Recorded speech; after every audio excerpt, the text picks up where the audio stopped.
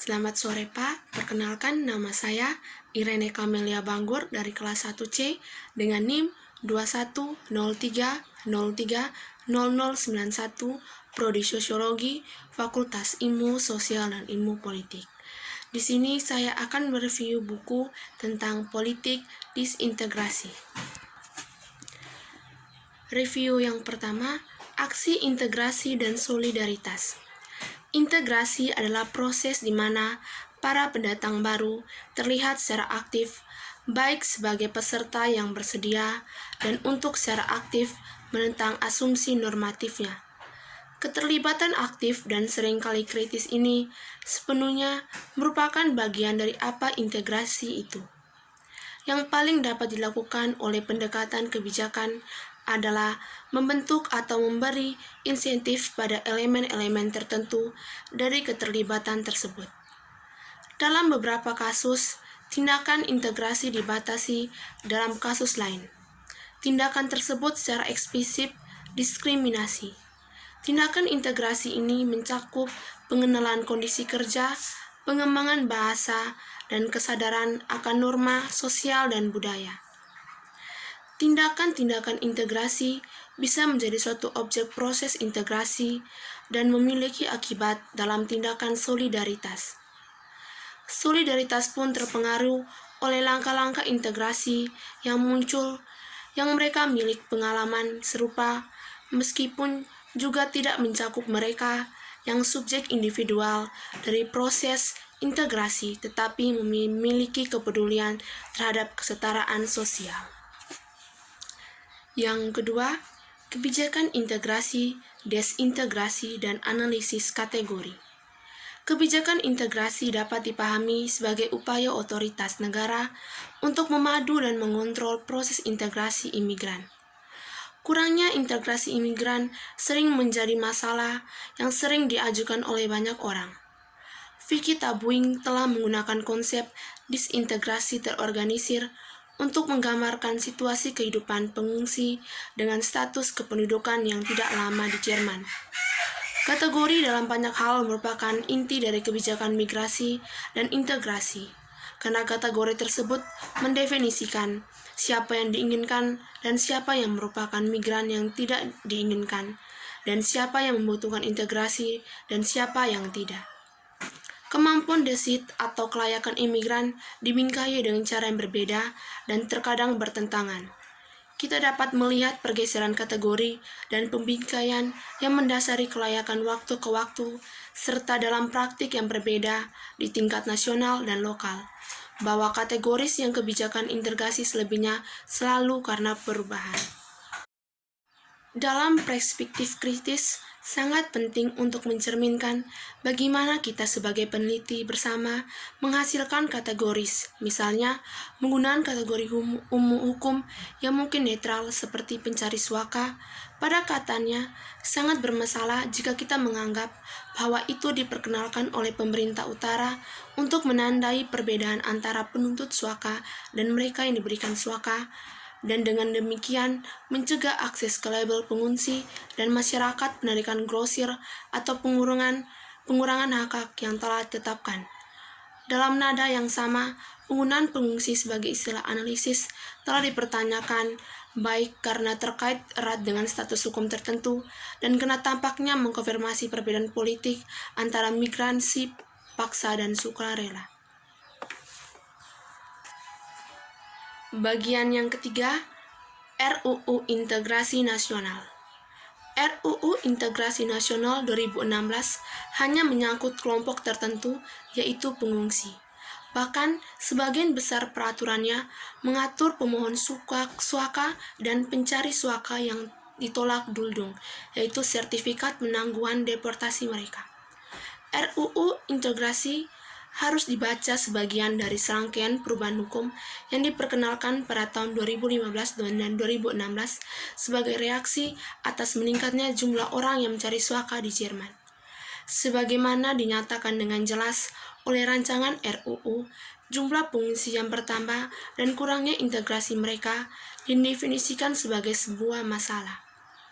RRU Just memperkenalkan pembagian hukum antara pengungsi asli dan palsu melalui gagasan-gagasan kuat lemahnya kemampuan seorang tinggal untuk pemohon suaka yang diberikan sebagai kemungkinan atau tinggal, dan ia juga menetapkan integrasi jalur cepat dan untuk dicatat prosedur suaka dan desainnya. Yang keempat, mempromosikan dan menuntut integrasi mata pelajaran kewirausahaan. Perluasan dispositif integrasi untuk memasukkan pelamar suaka yang dianggap untuk tinggal dan mereka memiliki duldung yang harus dibaca atas segalanya. Sejalan dengan prinsip WordPress RUU, integrasi meminta pencari suaka untuk secara aktif mencari pekerja dan menjadi mandiri dari tunjangan sosial untuk memungkinkan integrasi cepat ke pasar tenaga kerja. Permohonan suaka dan mereka yang memiliki duldung telah dapat setelah masa tinggal resmi di negara tersebut mengklaim hibah pendidikan dan kejuruan. Dalam kondisi WordPress, tunjangan sosial hanya diberikan dalam kondisi tertentu. Jika penerima kesejahteraan gagal memasuki pasar tenaga kerja atau berkontribusi kepada masyarakat dengan terlibat dalam beberapa bentuk skema kerja, tunjangan sosial akan dipotong atau mekanisme lain yang waras. Slogan untuk mempromosikan dan menuntut integrasi pasar tenaga kerja telah menjadi inti dari pendekatan tersebut dan juga mengambil tempat sentral dalam RUU integrasi. Sebagaimana yang dijelaskan oleh pemerintah Jerman, mereka pencari suaka wajib juga melakukan upaya untuk berintegrasi. Jika pencari suaka menolak tindakan integrasi atau kewajiban untuk bekerja sama, maka tunjangan akan dipotong. Jika yang mereka tidak memenuhi persyaratan dan dapat dipotong izin tinggalnya, sementara mereka yang dapat membuktikan keterampilan di Jerman tingkat lanjut dan mengamankan mata pencarian mereka sendiri dapat diberi izin tinggal permanen selama 3 tahun. Peraturan tersebut untuk menyiratkan bahwa partisipasi dalam langkah-langkah integrasi harus dikendalikan agar dapat menjadi sebuah tantangan bagi lembaga lokal dan individu yang bertanggung jawab untuk mengendalikan dan menginformasikan Kementerian Sosial. Meskipun peraturan ketenaga kerjaan bukanlah hal yang baru, peraturan tersebut telah menandai perlakuan terhadap orang-orang yang menjadi pengangguran di Jerman sejak tahun 1980. Dengan adanya pencari suaka sebagai subjek wirausaha, pemerintah berupaya membunuh 2 burung dengan 1 batu. Salah satu tujuannya untuk mencegah kurangnya integrasi dan tergantungan jangka panjang pada manfaat sosial. Secara singkat, RRU Integrasi Nasional sebagian melanggar perbedaan antara orang yang diakui sebagai pengungsi dan pemohon suaka dalam arti bahwa sebagian pemohon suaka dan orang-orang dengan dulding sekarang juga memiliki akses integrasi. Beberapa pengungsi jika menolak dalam bagian dalam skema integrasi, maka mereka akan dihukum dan pengurangan manfaat sosial mereka dan perpanjang ketidakamanan hukum mereka. Yang kelima, pengungsi sebagian dari masyarakat perkotaan heterogen. Dengan rencana 2013, Kota Madya Osnabrück menyatakan secara resmi untuk pertama kalinya bahwa integrasi pengungsi dengan status hukum yang tidak aman adalah tujuan kebijakan dan bahwa pembedaan yang sudah lama terjalin antara orang-orang dalam imigrasi kembali ke tanah kelompok sasaran utama.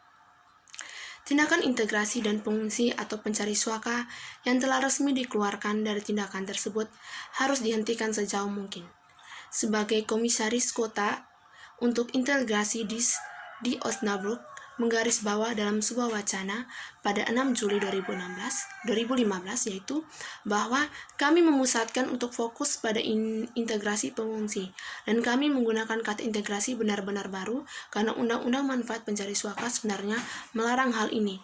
Integrasi tidak boleh dilakukan untuk orang dalam status tempat tinggal yang tidak aman. Rencana 2013 mengidentifikasikan pengungsi sebagai orang-orang yang telah menderita dan membutuhkan bimbingan dan perawatan khusus. Ini berfungsi di satu sisi untuk membenarkan pengeluaran untuk pekerja sosial tambahan. Di sisi lain, untuk melegitimasi akomodasi lanjutan pengungsi dengan status tempat tinggal yang tidak aman di pusat-pusat di mana pekerja sosial dapat lebih mudah campur tangan. Pemerintah kota mendirikan perumahan terdesentralisasi hanya untuk para pengungsi yang telah tinggal selama 2 tahun atau lebih di kota, dengan pengecualian orang-orang seperti keluarga dan orang tua yang tinggal lama di pusat akomodasi dianggap tidak pantas. Keputusan untuk menghubungkan akses ke perumahan pribadi dengan lama tinggal di kota atau kerentanan yang diduga para migran dikritik keras oleh beberapa inisiatif masyarakat sipil dan Dewan Penasihat Migran Kota yang telah terlibat dalam mengembangkan rencana integrasi dan akses Jerman ke desentralisasi. Selanjutnya, yang keenam, kita semua perlu mengintegrasikan integrasi sebagai proses dua arah. Sementara RRU integrasi membingkai integrasi di atas segala sebagai tugas atas nama pengungsi individu. Kebijakan integrasi lokal yang dianalisis di sini membingkai integrasi sebagai proses dua arah yang menyangkut seluruh masyarakat perkotaan dan institusinya. Dalam oposisi yang cukup eksplisit terhadap wacana nasional tentang integrasi, Departemen Integrasi sempat menyatakan bahwa setiap tuntutan untuk integrasi didasarkan pada asumsi yang salah, bahwa proses integrasi terutama dibentuk oleh para imigran itu sendiri karena mereka harus berintegrasi ke dalam masyarakat. Namun, jika kita memahami integrasi sebagai tugas masyarakat secara keseluruhan termasuk pembukaan institusi sosial yang mapan, menjadi jelas bahwa konsep integrasi harus didasarkan pada landasan konseptual yang lebih luas. Bagi otoritas kota, masalahnya bukanlah keengganan atau ketidakmampuan untuk berintegrasi atas nama individu tertentu, tetapi ketidaksetaraan akses dan partisipasi dalam sistem sosial. Oleh karena itu, tujuan dari kebijakan integrasi lokal adalah membangun kesejahteraan, akses, dan berpartisipasi dalam berbagai bidang kehidupan sosial seperti kesehatan, perumahan, pekerjaan, hukum, politik, agama, dan sebagainya. Salah satu hambatan utama untuk partisipasi yang setara dalam bidang ini dari perspektif Kota Madia adalah ketidakamanan hukum dan akses yang berbeda terkait dengan status hukum yang berbeda dari penduduk mereka, dan diskriminasi berdasarkan status hukum yang bukan saja beban administrasi, tambahan, dan biaya, tapi juga merupakan faktor yang berkontribusi terhadap ketidaksetaraan dan ketidakamanan di masyarakat perkotaan. Demikian hasil review tentang buku Politik Disintegrasi. Atas perhatian Bapak, saya ucapkan terima kasih dan selamat sore.